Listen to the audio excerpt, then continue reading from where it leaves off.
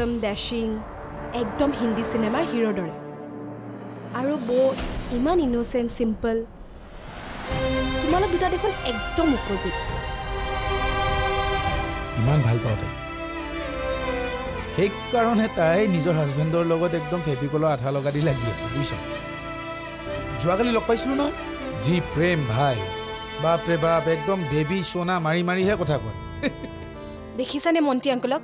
any time খালি কেনেডালৈ মাতি থাকে বিট্টু কেনেডালৈ গুচিয়া গুণু কেনেডালৈ গুচিয়া ইমান যদি আমাক মিছ কৰিছে তেনেহ'লে নিজে কিয় ইণ্ডিয়ালৈ নাহে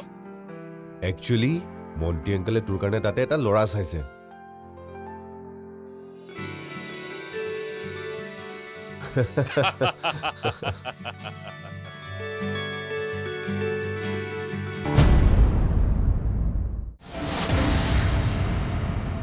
বহুত ভাবিলোঁ পেহী এতিয়া কি কৰোঁ তুমিয়ে কোৱাচোন ইমান ভাল চাকৰি এটা তই কিয়নো এৰিবি অভি মনটোৱে মানাই নাই নহয় পেহী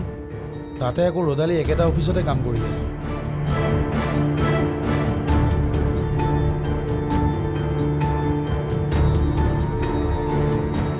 কথাবোৰ অলপ বেছিকৈ ভাবি পেলালা ৰোহিণী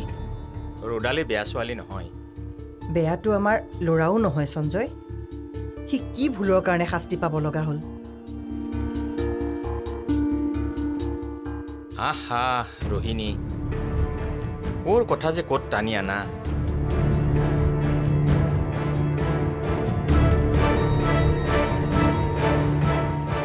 আহা বহা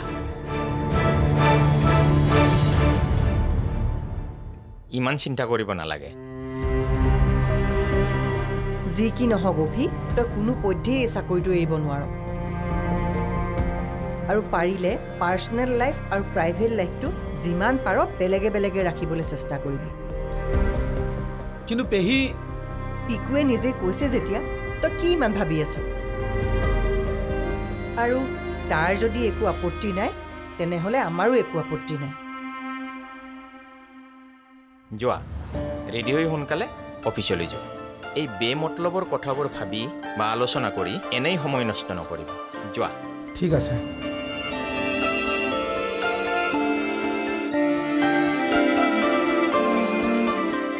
শেষবাৰৰ বাবে মোক ক্ষমা কৰি দিয়া মা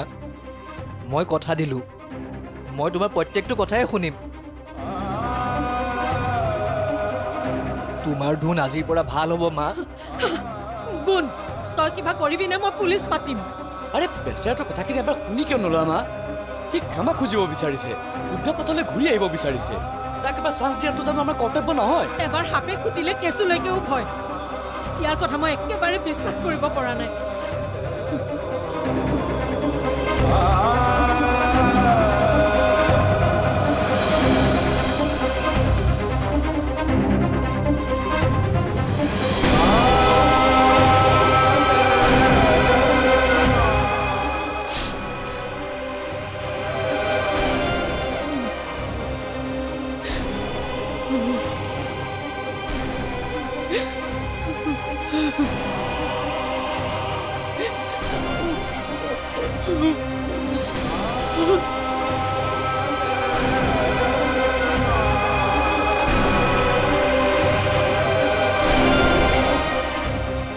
মই জানো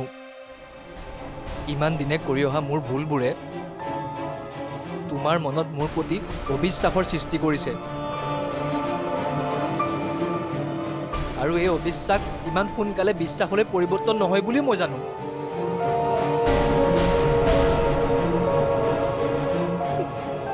জানো যদি কিয় আহিছ ইয়ালৈ ক্ষমা কৰিব নোৱাৰা বুজিছো কিন্তু শাস্তিটো দিব পাৰিবা দিয়া তুমি যিয়ে শাস্তি দিয়া মই তাকেই মোৰ পাতি ল'ম ডাঙৰ ডাঙৰ কথা ক'বলৈ সহজ কপিল মই দেউতাৰ শপত খাই কৈছো মা তুমি যি শাস্তি দিয়া মই তাকেই মোৰ পাতি ল'ম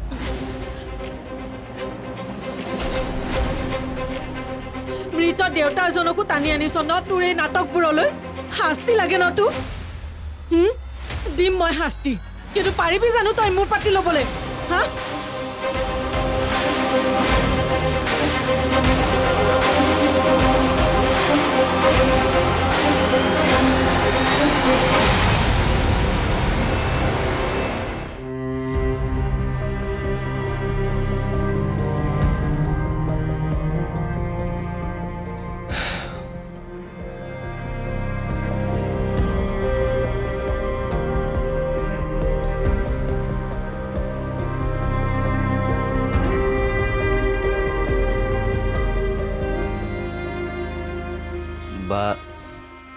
তই মোক এতিয়াও খং কৰি আছ তোক বেয়া বা ভাল পাবলৈ মই তোৰ কিবা হ'বওতো লাগিব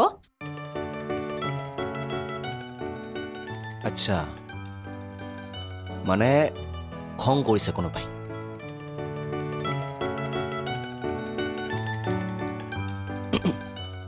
হাই মই মামা দেখিছা নহয় মাৰ খংটো সাৱধান কিন্তু দেই তুমি কিন্তু মাক খং নুঠাবা মই যেতিয়া আগতে মাৰ কথা নুশুনিছিলোঁ মায়ে মোক চুলি ধৰি খটালি দিছিলে তোমাকো দিব চাই থাকিবা কিয় ভয় খুৱাই আছ মোৰ বেবীটো ভয় ক'ত খলম মই সকিয়নি হৈ দিছোঁ এতিয়া তেল মাৰিবলৈ আহিছ বা মই বুজিছোঁ তই মোক লৈ বহুত বেছি প্ৰটেক্টিভ তই মোক বহুত ভাল পাওঁ কিন্তু তই মোক ভাল পালি বুলিয়েই তই কৰা কামটো জাষ্টিফাই কৰিব নোৱাৰ তই ৰদালিক মিছা মাতিব নালাগিছিল মিছা নামাতিবলৈ মোৰ হাতত জানো কিবা উপায় আছিলে মই জানো যে মই ভুল কৰিছোঁ পিকু হয়তো মই এইটো কাম কৰিব নালাগিছিলে কিন্তু তাৰ বাবে মই তোক চৰি নকওঁ কাৰণ মোৰ মনে কয় যে মই একো ভুল কৰাই নাই আৰু তাৰ বাবে তই যদি মোক আজীৱন বেয়াও পাই থাক তাত মোৰ ক'বলগীয়া একো নাই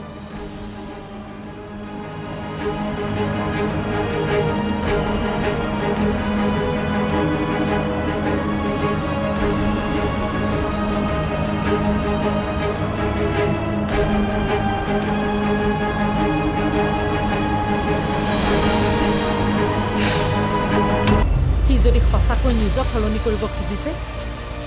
যাওক সেইখন ঠাইলৈ চৰকাৰী চাকৰি পাব পৰা যোগ্যতা যিহেতু সি হেৰুৱালে তালৈ সি নিজৰ খৰচতে যাব নিজৰ খৰচতে থাকিব আৰু সেই অতিকৈ পিছপৰা অঞ্চলটোৰ মানুহখিনিৰ চিকিৎসাও সি নিজৰ খৰচতেই কৰিব তুমি প্ৰযুক্তিকৰ কথা কৈ আছা মা হ'ব পাৰে মই নাজানো কিন্তু এইটো জানো যে ময়ো সেই মানৱ সেৱা কৰিবলৈকে সি ডাক্তৰ হোৱাটো বিচাৰিছিলোঁ নিজৰ খৰচত ইমানবোৰ মানুহৰ চিকিৎসা সি কেনেকৈ মেনেজ কৰিব মা ইলেক্ট্ৰিকেল ইঞ্জিনিয়াৰিং কৰি তই নিউজ এংকৰ হ'ব বিচাৰিছ আচ্ছা কচোন আজিৰ দিনটোৰ 10টা হেডলাইন ক হা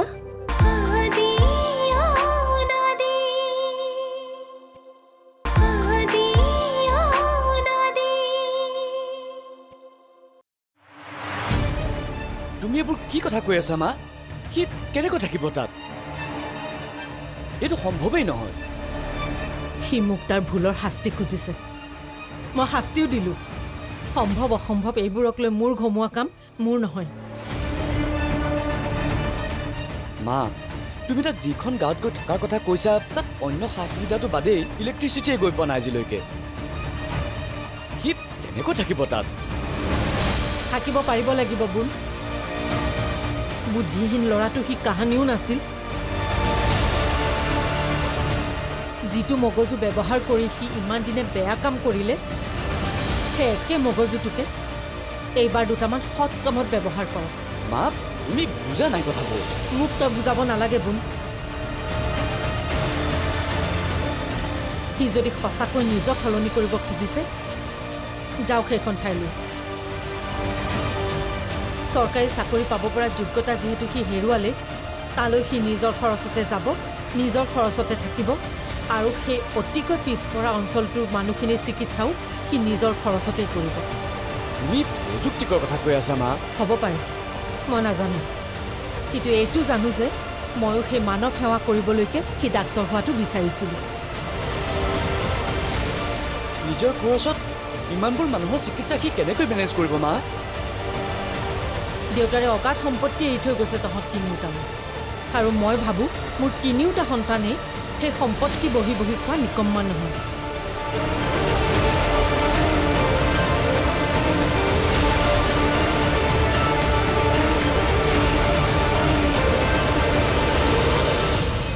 ঠিক আছে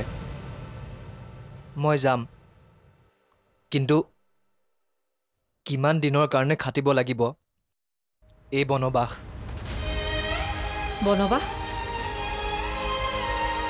বনবাসলেতো ৰাম গৈছিল তইতো ৰাম নহয়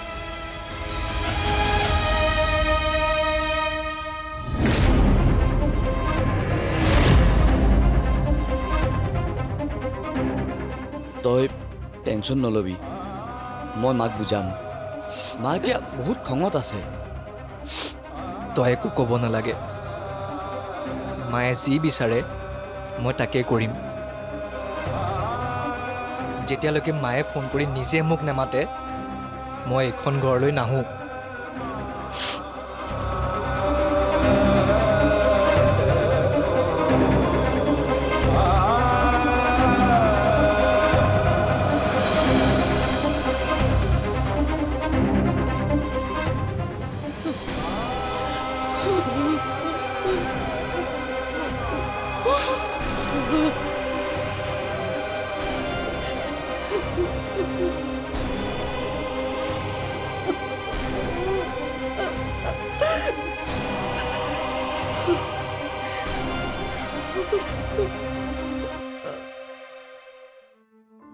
চালক পঢ়া শুনা কিবা কৰিছনে নাই নোটছ লাগে যদি কবি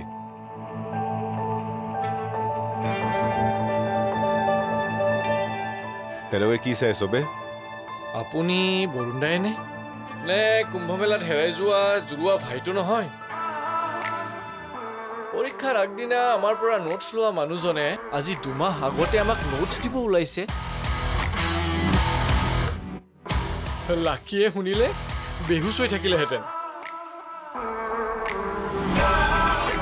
ননসেন্স লাষ্ট সেমিষ্টাৰ যেতিয়া কিবা এটাতো হস্ত নষ্ট কৰিব বিচাৰো নহলে ঘৰৰ পৰা কিমান কামোৰ দি থাকে নাজানো নেকি ঘৰৰ মানুহে কামোৰে নে তোদালি গৈ কামোৰে তই বেছি কামোৰ বাই দ্য ৱে লাকি কোড একেবাৰে নাপাত্তাই হৈ গ'ল যে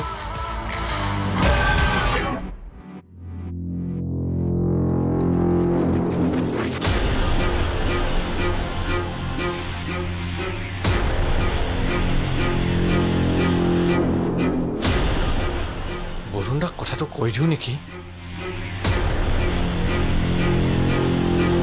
ঐ কি হ'ল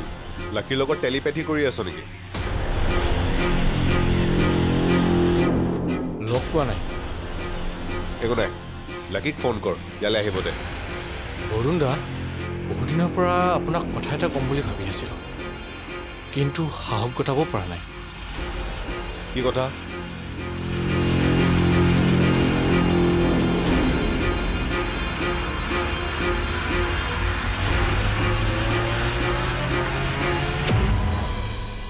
কি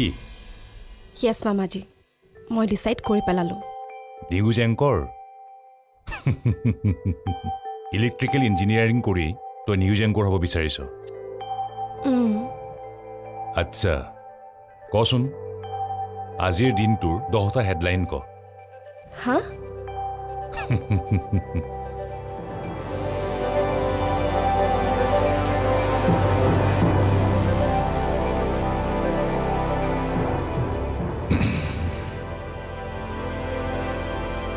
আচ্ছা কচোন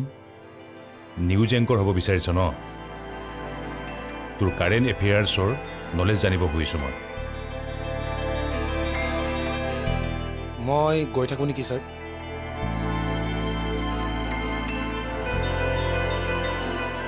ময়ো যাওঁ নেকি ছাৰ ৰ'বা কোনেও ক'তো যাব নালাগে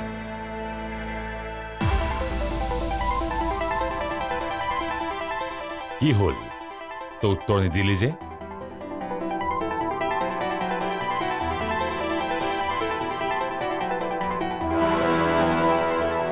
আচ্ছা 10টা নালাগে 5টা হেডলাইন ক